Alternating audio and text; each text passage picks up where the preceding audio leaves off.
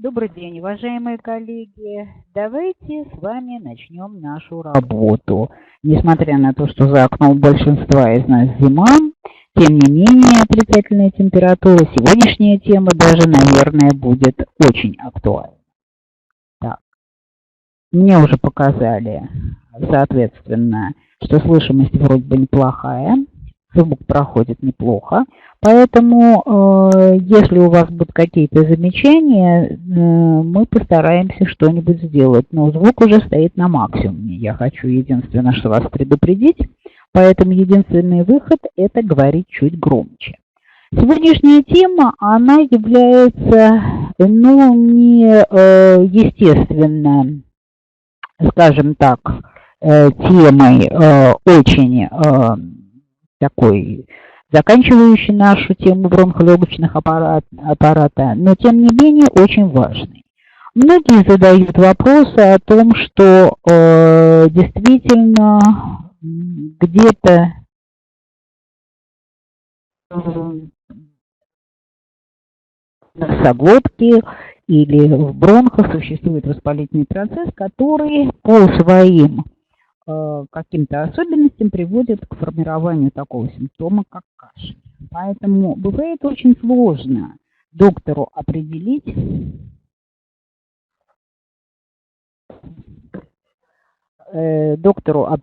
что является источником нашего кашля. Кашель, как вы знаете, бывает сухой, когда нет мокроты, надсадный, такой приступообразный. И, соответственно, может быть, где-то существует и кашель влажный, то есть с мокротой. Поэтому мы сегодня решаем этот вопрос все так же, как и решали наши предки, врачи, которые вооружались фонендоскопом и слушали пациента. Именно обычный инструмент фонендоскоп позволяет при выслушивании определить, только надо слушать очень правильно и в нужном месте. Если вы приходите к доктору, и он пытается в ответ на ваши жалобы о кашле или каких-то других респираторных симптомов, одышки, появления мокроты, выслушать вас, то есть прикладывает фонендоскоп к грудной клетке спереди, то это врач, который ничего не понимает в причинах кашля и не является специалистом по лечению заболеваний органов дыхания. Наши бронхи устроены таким образом, что большая часть их расположена и, вернее так, сконцентрирована даже в нижне-задних отделах легких. То есть, если слушать правильно своего пациента, то трубку фонендоскопа нужно располагать именно в межлопаточной области, ниже угла лопаток, то есть слушать одновременно справа и слева, прося своего пациента задерживать дыхание, покашлять. Дело в том, что если процесс локализуется не в верхних дыхательных путях, там в носоглотке или носовых ходах, то над областью проекции бронхов вы услышите, доктора услышат, если так можно сказать, различные виды дыхательных шумов, которые чаще всего и являются признаком наличия поражения бронхов. Опять же, неважно совершенно, кашель сухой или влажный, тем не менее, наличие на резком выдохе влажных или сухих хрипов говорит о том, что именно бронхи виноваты в формировании того кашля, по поводу которого вы обратились к доктору. Почему я говорю о таких, казалось бы, чисто медицинских деталях? Тем не менее, многие очень, к сожалению, доктора и пациенты не могут оценить, верно ли ставится диагноз, и, соответственно, верно ли вы сами выбираете лечение, если это касается, в частности, биорезонансной терапии, или это результат, скажем так, вы согласитесь, процесс, коррегирующий процесс носоглотки, а в данном случае имеет место бронхит. Диагноз пневмонии ушами поставить невозможно. Диагноз воспаления легких всегда ставится после рентгеновского обследования. Именно выполнение обзорной рентгенограммы, крупный такой документ, который соответствует размерам вашей грудной клетки, желательно в 2 проекциях. И только тогда, когда рентгенолог или доктор, который умеет читать снимки, посмотрит и скажет, да, есть тень, выставляется диагноз пневмонии и назначаются или не назначаются антибактериальные препараты. Вот такова наша действительность. К сожалению, на практике все это выглядит совершенно не так. И очень многие люди имеют диагноз хронического бронхита невыставленным и, следовательно, не имеют совершенно никакого представления о том, что все проблемы именно локализуются в трахеобронхиальном дереве. Еще хочу подчеркнуть такой момент, что у нас легких 2, и поэтому при бронхите хрипы слышны с обеих сторон, а не над ним, не на, скажем так, не справа, не слева, такого просто не бывает физиологически. Поэтому если говорят, что бронхит какого-то одного легкого или с одной стороны, то это вообще не соответствует действительности. Так не бывает. Обычно это ошибки доктора, который обследует вас и ставит вам диагноз. Ну, это вот такие небольшие пояснения, которые могут вам пригодиться в вашей практической жизни. Ну, а теперь продолжим наше обсуждение темы, которая, естественно, будет вас интересовать. Что, собственно, мы имеем в виду? Действительно, бронхит, как вы видите на картинке, затрагивает прежде всего трахеобронхиальное дерево. Трахея – это самый крупный отдел, который непосредственно располагается за грудиной. Поражение этого органа редко когда проходит незамеченным своим владельцам, потому что кашель, как правило, сухой и надсадный, появляются боли за грудиной, иногда ошибочно принимаемые даже за сердечные боли. Дальше идет правый и левый бронх, который продолжает трахею. И уже идет ветвление бронхиального дерева на более мелкие бронхи, которые обеспечивают, собственно, каждый участочек легкого воздухоносными путями. Бронхи сами никакого отношения к кислородному обмену, естественно, не имеют, но являются самыми крупными воздухоносными путями, по которым воздух на вдохе проникает в легкие и на выдохе уже выходит непосредственно обратно. Мы сейчас прекрасно знаем, что, естественно, трахеобронхиальное дерево, оно не ограничено только бронхами или трахеей. К органам дыхания относятся и верхние дыхательные пути, специализация по обследованию этих органов принадлежит отоларингологам, и о патологии этой части органов мы уже говорили, и программа соответствующая на прошлом вебинаре была предложена вам.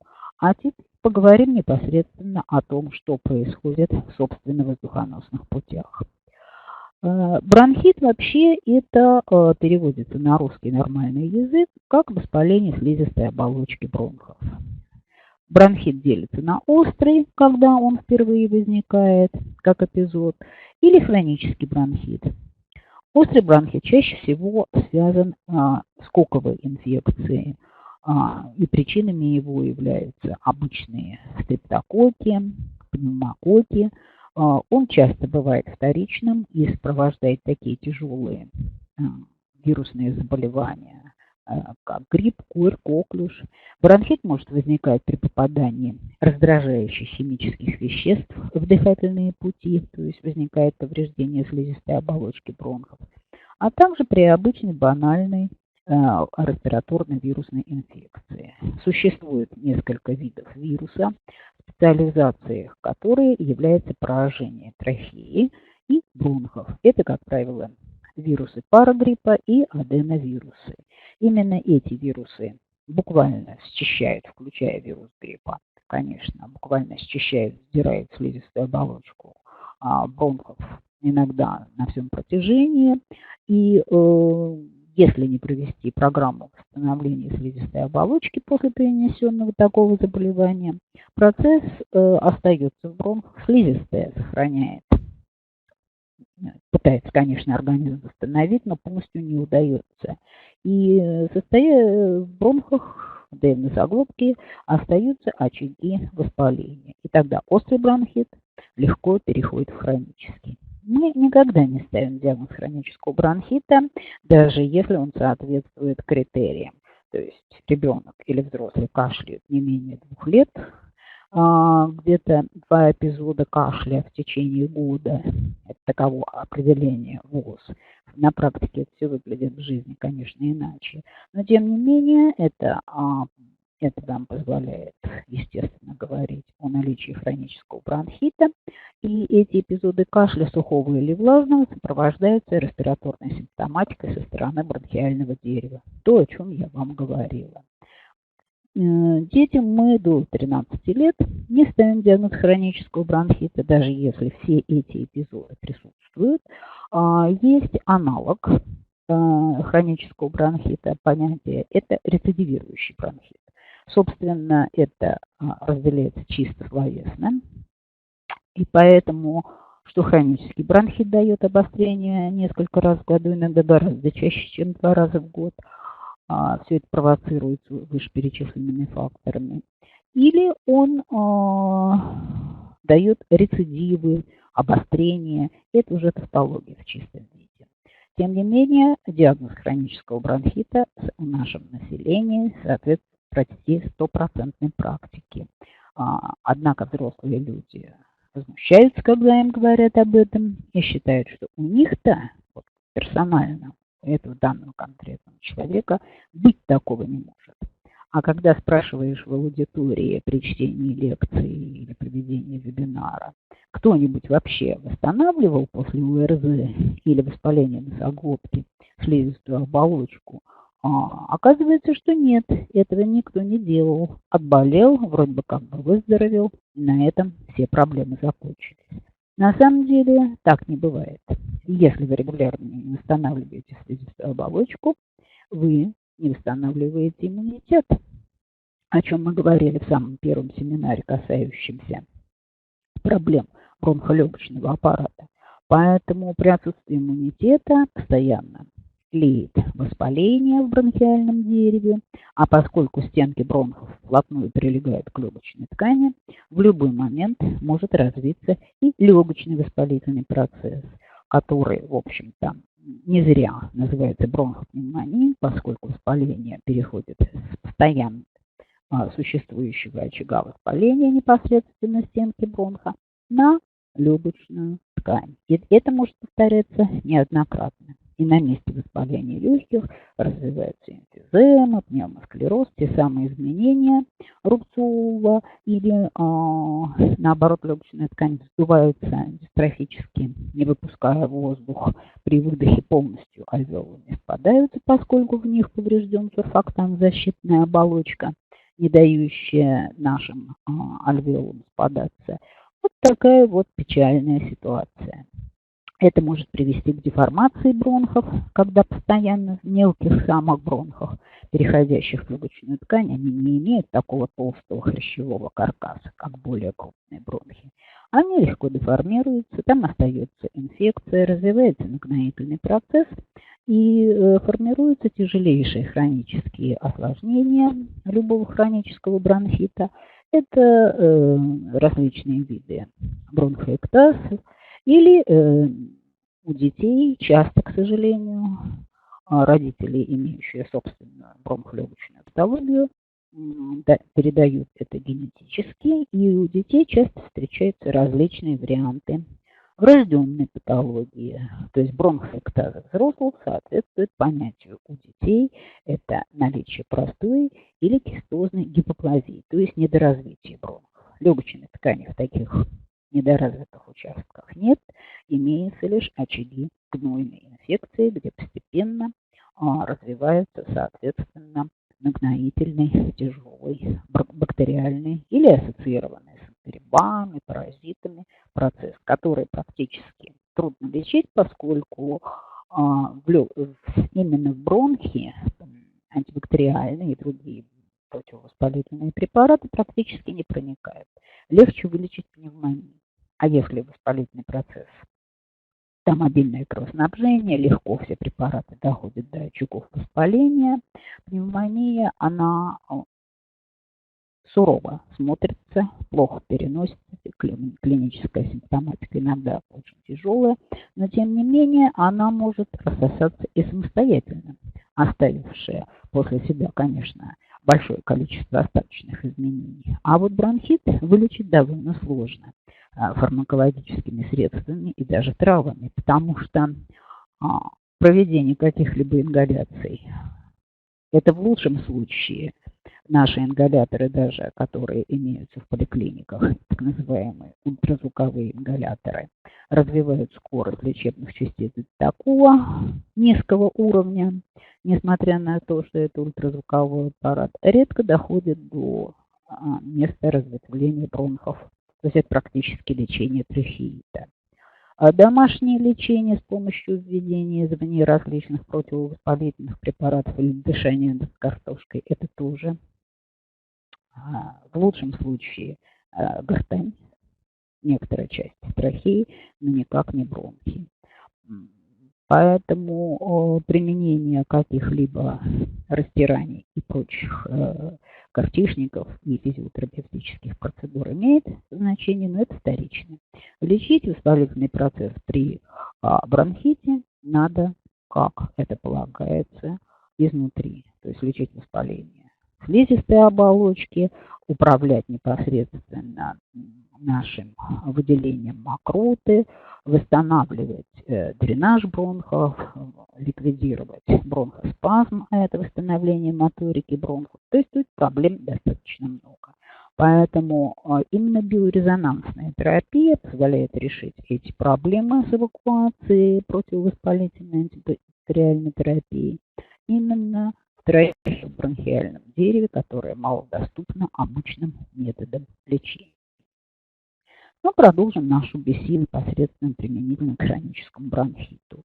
Так же, как и острый хронический бронхит, может развиваться в результате длительного вдыхания пыли, ядовитых газов, каких-либо ирритативных веществ, раздражающих. Естественно, это бронхит курильщика, который, естественно, называется, я вам еще расскажу, как делятся бронхиты по типу течения, который чаще всего протекает непосредственно с явлениями, скажем так, бронхоспазма и сухим кашлем. При застойных явлениях легких, крови в легких, это при заболеваниях сердца, вторичный хронический бронхит. Ну и, естественно, хронический бронхит входит в состав таких хронических легочных заболеваний, как хроническое обструктивное заболевание легких и различные варианты ХНЗ, то есть хронических неспецифических заболеваний легких, в группу которых входит и бронхиальная астма в том числе. Дело в том, что во всяком бронхите есть явление аллергическое, составляющее это неизбежно. Ну и при бронхиальной астме всегда составляющей частью является и воспаление слизистой оболочки бронхов. Это следует учитывать, когда пациент является либо аллергиком, либо страдает хроническим неспецифическим заболеванием. То есть несколько раз в году надо проводить курсы лечения против воспаления и повреждения слизистой оболочки бронхов и бороться с паразитарной инфекцией, которая длительно сохраняется в легочной ткани. Большую роль, конечно, в развитии хронического бронхита играет охлаждение, вдыхание холодного воздуха, переутомление, физическое и нервное напряжение. Как и все органы, бронхи, естественно, иннервируются, и нервы, которыми они управляются, полностью входят в понятие симпатической, парасимпатической нервной системы. Поэтому невротический бронхоспазм и формирование на этой базе, если невроз длится долго, или депрессия, или синдром хронической усталости, все это является фактором, напрямую предрасполагающим к формированию хронического воспалительного очага. Хронического бронхита.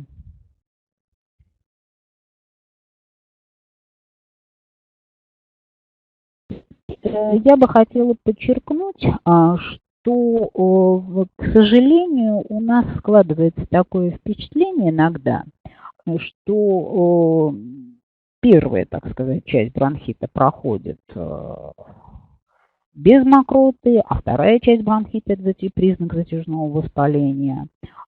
Появляется влажный кашель с выделением мокроты. К сожалению, это не всегда правильно. Дело в том, что бронхит в принципе бывает с мокротой и без мокроты.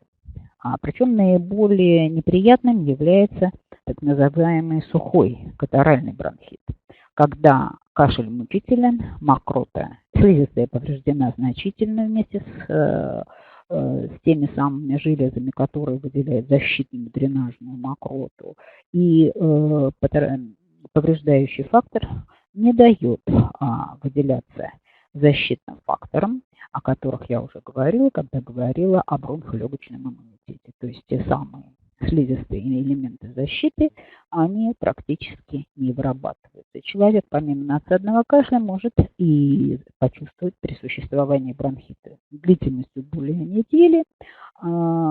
Появляется некое состояние удушья, иногда ощутимое, если это касается бронхов среднего или мелкого калибра, или сухой мучительный кашель, который характерен для трахеита.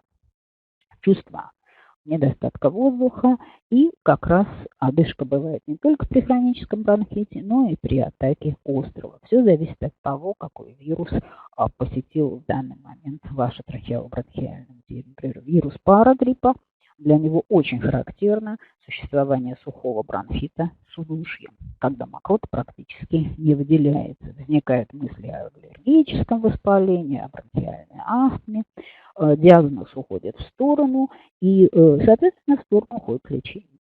В то же время, конечно, врачи, пульмонологи предпочитают бронхит с влажным кашлем, когда идет уже выделение защитной мокроты, но в то же время мокрота бывает разная. Она бывает прозрачной, то есть тогда, скорее всего, особой бактериальной и паразитарной инфекции нет, и слизисто-гнойной. Вот это очень характерно для длительно существующего, рецидивирующего или хронического бронхита. В этой ситуации как раз и возникает та самая неприятная как клиническая картина, когда и такие же бронхи пытаются освободиться от мокроты накопившейся. Много мокроты – это тоже плохо, здесь должен быть баланс. И при нарушении этого баланса по выработке эвакуации мокроты может возникнуть резкое усиление моторики бронхов в виде бронхоспазма, то есть сужение бронхов. Бронхи вообще ведут себя как кишечник. Там есть и продольные, и кольцевые, соответственно, мышцы. И от накопления защиты, от накопления мокроты может быть двоякое. Это резкое сужение бронхов, то есть сокращение кольцевидной мускулатуры, или движение бронхов продольных мышц, когда возникает именно кашель, и тогда эвакуация проходит гладко. К сожалению, заказать в кавычках это невозможно. Все зависит от того, какой бронхит существует. Именно для бронхита со слизисто-гнойной мокротой, то есть характерен такой бактериальный процесс, нагноительный паразитарный процесс, может сопровождаться повышением температуры, слабость, недомогание. То есть люди думают, что это пневмония, температура может подниматься даже до 38 градусов. Тем не менее, это элемент просто хронического воспалительного процесса именно в бронхиальном дереве. Все решает, естественно, обследование у врача-пульмонолога. В принципе, здесь существует еще несколько деталей, таких малозначимых для пациентов, но хотя, в общем, может быть, представляющих определенный интерес для обычного человека, пользователя нашего аппарата. Бронхиты, помимо всякого прочего длевения, на острые хронические, на, соответственно, катаральные и обструктивные, то есть с удушьем, делятся еще на первичные и вторичные. Первичность – это первичные бронхиты, это те, которые возникают непосредственно в трахеобронхиальном дереве и не распространяются на соседние органы и ткани. Иногда лишь сочетаются с воспалением носоглотки. Как я уже говорила, гортани и трахеи. Вторичные бронхиты являются осложнениями других заболеваний. Как правило, это заболевания сердечно-сосудистой системы, хронического очага воспаления в легочной ткани, различные врожденные заболевания часто сопровождаются формированием хронического бронхита, поэтому никогда нельзя быть уверенным до конца, что действительно этот процесс изолирован и локализуется строго в бронхиальном дереве. Ну и, конечно, вторичным является бронхит, который сосуществует с воспалительным хроническим процессом в легочной ткани, так называемой хронической пневмонии, как принято говорить в детской практике. Острое воспаление в легких, как мы уже говорили, в основном возникают под влиянием различных физических температурных факторов, инфекционных, где на первом месте являются вирусно-бактериальные ассоциации, конечно, возможны бронхиты и паразитарные этиологии, различные варианты хламидии, гистоплазм. Сейчас, к сожалению, это под влиянием лечения нашими антибиотиками формируются даже кандидозные грибковые бронхиты. Это встречается не так редко, как хотелось бы. Но, естественно, токсические элементы, это химические различные аллергизирующие факторы, которые часто очень запускают воспалительный процесс в трахеобронхиальном дереве. Имеется в виду, является пусковым механизмом. Наиболее часто, конечно, бронхит как таковой, или обострение хронического, или обычный острый бронхит возникает в определенные времена года, когда является вокруг нас большое количество респираторных вирусов, а иммунитет находится в состоянии либо периода возбуждения, как это бывает весной, либо наоборот в состоянии иммунодепрессии, как это бывает осенью.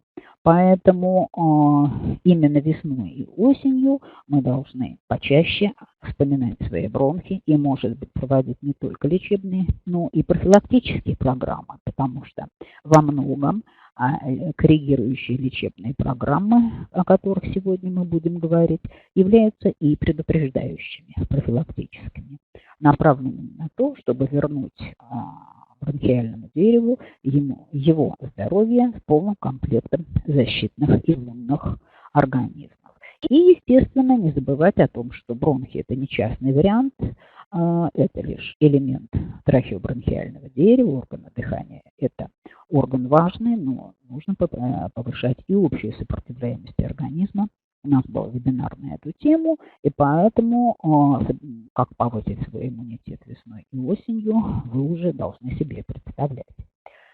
Конечно, вы должны помнить о сегодняшней программе и в то время, когда у вас впервые появляется насморк.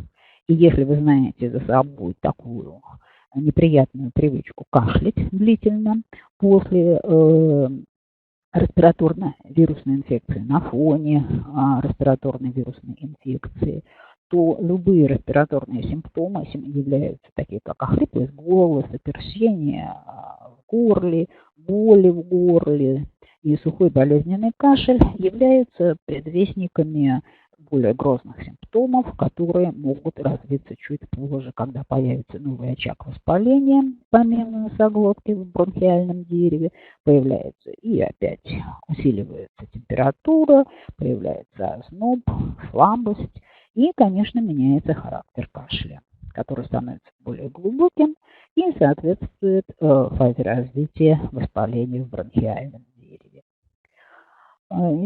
У детей, да и у взрослых бронхит чаще всего развивается в том случае, когда имеются очаги хронической инфекции в носоглотке. Не зря я в прошлый раз, может быть, не совсем удачном начале, но тем не менее мы поставили эту тему. То есть очагами хронической инфекции являются хронический тонзиллит, гайморит, ринит, синусит, аденоиды у детей, которые являются постоянными участниками сенсибилизации, то есть аллергизации организма, и меняет иммунологический статус всего организма и иммунологический статус местной защиты легочной и бронхиальной, легочной системы бронхиального дерева. Естественно, вы должны немножечко представлять себе, какие, собственно, процессы происходят при бронхите непосредственно в стенке бронхов.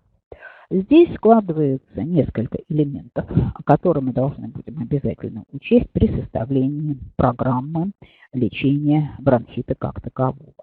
Прежде всего, это, конечно, воспаление, набухание слизистой оболочки, сужение просвета бронхов, сужение всех воздухоносных путей, нарушение моторики стенки бронхиального дерева, значительное повреждение мерцательного эпителия, ворсинки которого могли бы помочь при их наличии и незатронутости воспалительным процессом именно продренировать бронхи, помочь освободиться от наступившего воспаления.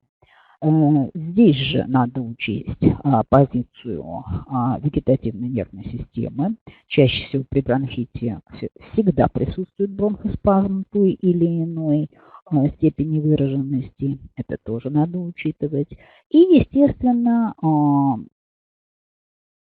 подавить то излишнее или недостаточное вырабатывание железами стенки бронха слизи защитной.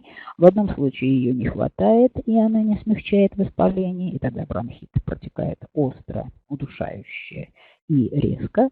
А в другом случае излишнее накопление мокроты, да еще и несущей в себе паразитарную инфекцию, естественно, должно быть удалено из бронхов. Поэтому, да, кашель, несомненно, защитная реакция, но это сигнал для нас, что мы должны помочь бронхиальному дереву избавиться от всех этих компонентов. И, естественно, не забыть паразитарную инфекционную природу этого заболевания. В течение хронического бронхита на слизистой оболочке бронхов бывают такие ситуации, в зависимости от вида паразита, который непосредственно атакует слизистую оболочку, и от состояния предшествующего состояния бронха, могут развиваться довольно тяжелые распространенные поражения слизистой оболочки, когда она счищается, образуется эрозия и язвы на слизистой оболочке, воспаление захватывает всю стенку бронхов и переходит непосредственно на легочную ткань. А при повышенной чувствительности человека к определенным аллергенам, все мы, в общем, при нашем образе жизни и контакте с аллергенами очень часто контактируем с ними.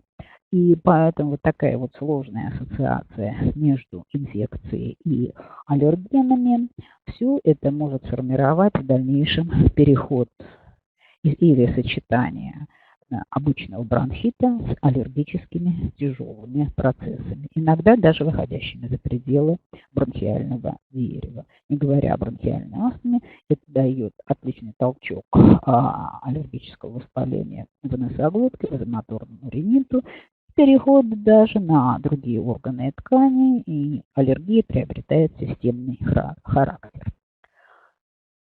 Мы уже говорили, что действительно, да, кашель – это первый симптом, и часто пациенты, страдающие бронхитом, говорят, да, когда я ложусь, кашель усиливается, это вполне понятно. Когда человек ложится, мокрота распределяется по стенке бронха и раздражает непосредственно, вызывая кашель.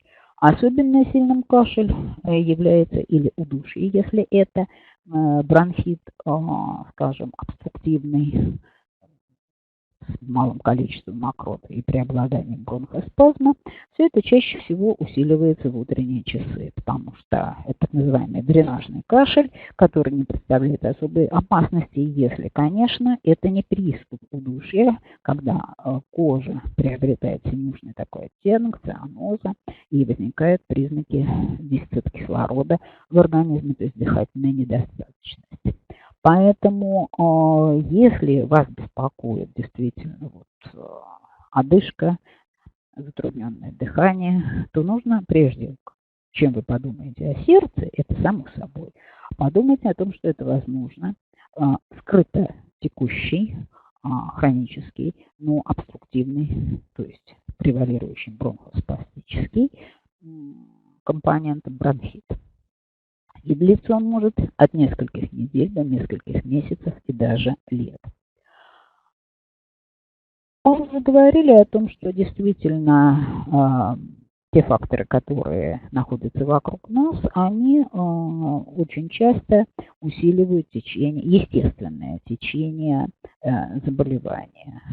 Люди, страдающие бронхитом, очень часто пренебрегают этим. Подумаешь, кашель. Он может быть посильнее, послабее, можно использовать какие-то фармакопрепараты, подавляющие кашель, но нисколько не уменьшающие воспалительный процесс. Мало того, хочу вам сказать, что то, что стоит на полочках в аптеке, за исключением препаратов класса АЦЦ или мукалтина, это препараты, которые усиливают моторику бронхов и, следовательно, усиливают кашлевой толчок. Поэтому что бы вы ни пили, бромгексин, таблетки с термопсисом, амбробены, все это приводит к тому, что кашель не только не становится меньше, он наоборот значительно усиливается. Поэтому ограничены возможности фармакотерапии, то, о чем я вам говорила. В то же время, если врач неожиданно совершенно с самого начала назначает только препарат класса АЦЦ, флумоцилла, то есть эти препараты, которые буквально заливают бронхи избытком мокроты. Это прекрасная питательная среда для паразитов, и такая помощь паразитарной микрофлоре микробами, паразитами только приветствуется. И такая, и другая терапия, конечно, являются ущербными, односторонними и никак не позволяют управлять процессом в бронхиальном дереве и не приведут к выздоровлению, а могут сформировать либо хронический неспецифический процесс, либо завести человека в тяжелую ситуацию, которая ассоциируется у нас с переходом ХНЗ в бронхиальную астму, что встречается редко, но тем не менее такой вариант развития событий вполне возможен. По степени выраженности воспаления и по степени распространенности процесса по бронхиальному дереву все бронхиты делятся на акторальные, слизисто-гнойные, гнойные, геморрагические даже иногда сильный кашель вызывает, даже и кровотечение из носа или присоединение к мокроте элементов крови. Пугаться не надо, это просто лопаются сосуды мелкие, которые в обильном количестве осуществляют кровоснабжение бронхиального дерева и после излечения основного процесса исчезнут. Особенно часто подобный симптом наблюдается у детей и, в общем, очень пугает родителей. По распространенности воспаления очаговые процессы, конечно, это большая редкость, когда удается ухватить бронхит в самом начале, например, на уровне крупных бронхов. Чаще всего это диффузные воспалительные процессы, двусторонние, когда воспаление захватывает все трахеобронхиальное дерево целиком. Это логично и, в общем, анатомически верно. Поэтому всякая лечебная программа, которая, мы считаем, должна, естественно, не только устранять основные причины возникновения бронхита, но и, я думаю, очень важным является для нас с вами это управление процессом, координировать не только активность воспаления, но и обеспечить нормальный дренаж бронхов, управлять непосредственно слизисто-гнойным воспалением, простимулировать возникновение именно вопросов таких, скажем, решить вопросы с токсинами и паразитами и простимулировать местные иммунные защиты. Вот это все это нужно учесть при составлении нашей системной программы. Некоторые очень как-то относится к выражению системно, представляют в себе что-то такое необыкновенное, тем не менее, это программа, которая учитывает все механизмы, приведшие к тому или иному заболеванию, ну и, соответственно, выступающие против развития этого заболевания, как в принципе, так и по каждому указанному признаку, о которых я уже говорила.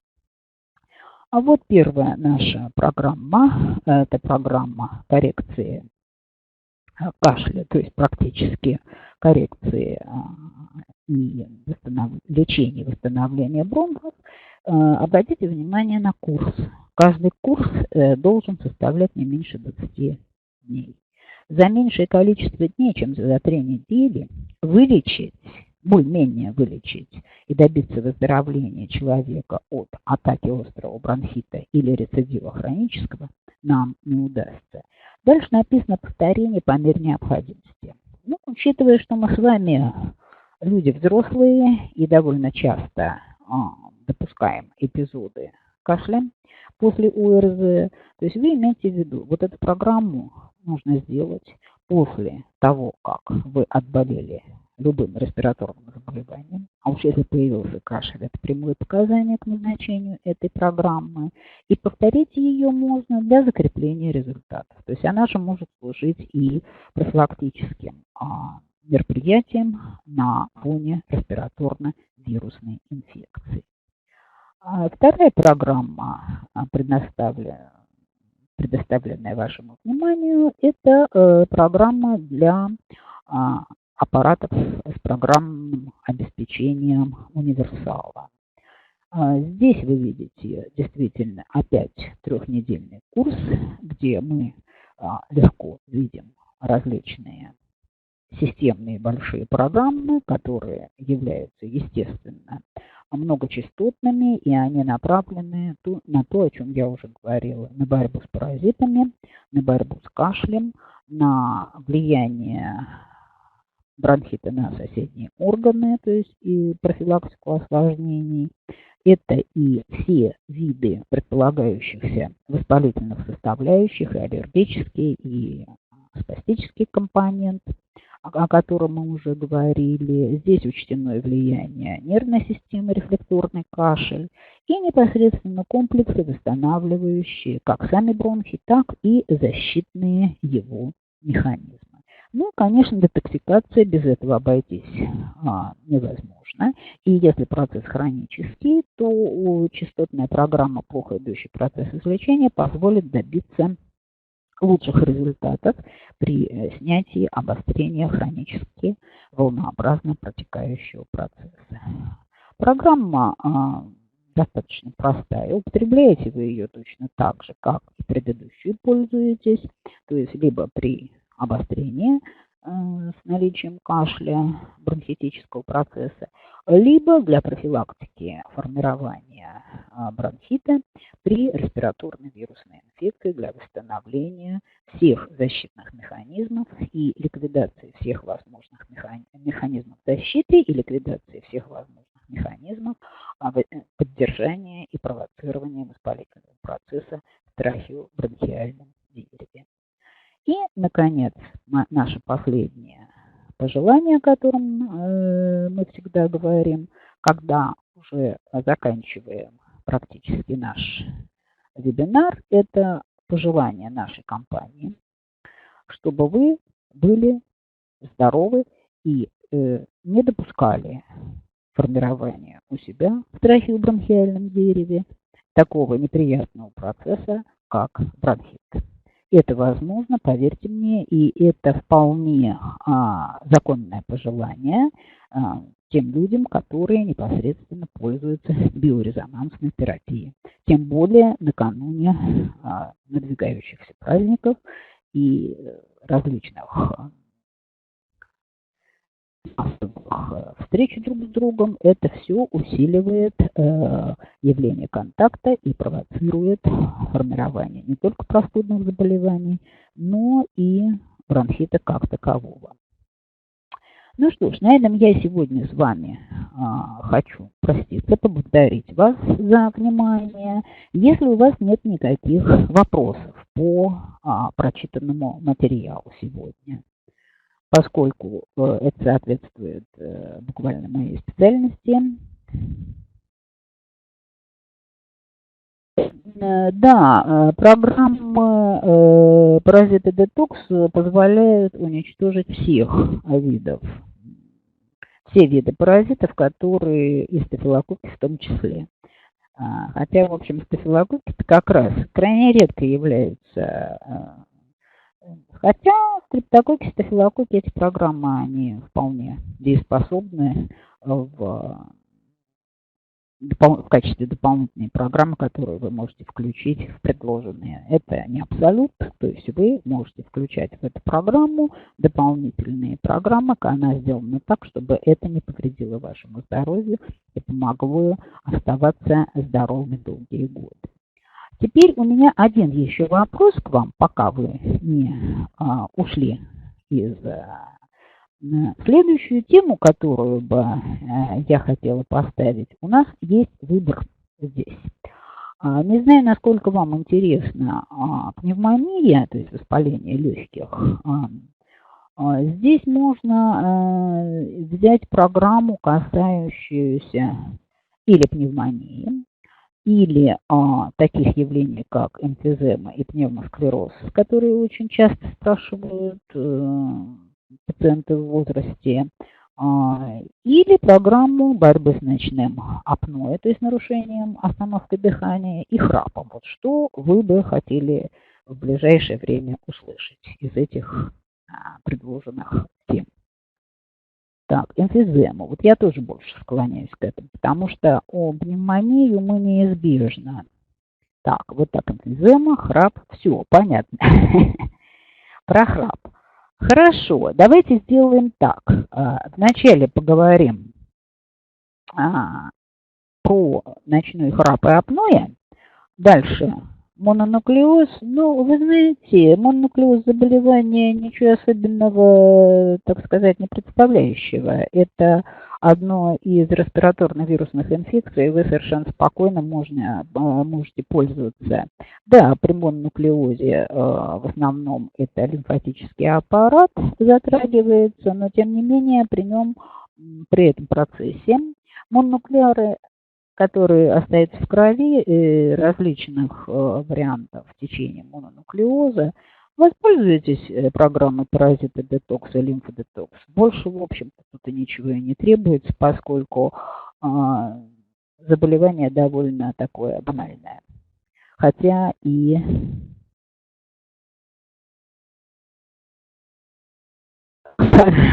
Понятно. Кстати, храп – это тоже про органы дыхания, помимо, так сказать, чисто звуковых элементов. Эта программа будет связана как раз с носоглоткой и с органами дыхания. А далее уже эмфизема и пневмосклероз, чтобы действительно закончить эту тему. Ну что ж, я с вами прощаюсь. Мы подумаем насчет тематики. Мы с вами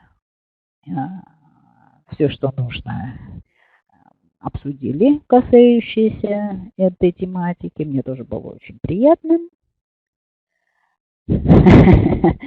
Это точно. Вот с Валерием я согласна. Плевриты. Видите ли, есть темы, которые, в общем, не являются общие рекомендуемыми. Плеврит – заболевание, которое связано с определенным, чаще всего, с двумя процессами, которые не являются, собственно, такими проблемами, которые можно было бы в общем порядке рекомендовать для каждого пользователя. Плеврит – вопрос индивидуальной диагностики и дифференциальной диагностики между, скажем так, туберкулезом, опухолевым процессом или сердечной недостаточностью. Все это делается строго в условиях стационара. Поэтому эту тему обсуждать мы вряд ли здесь будем, потому что она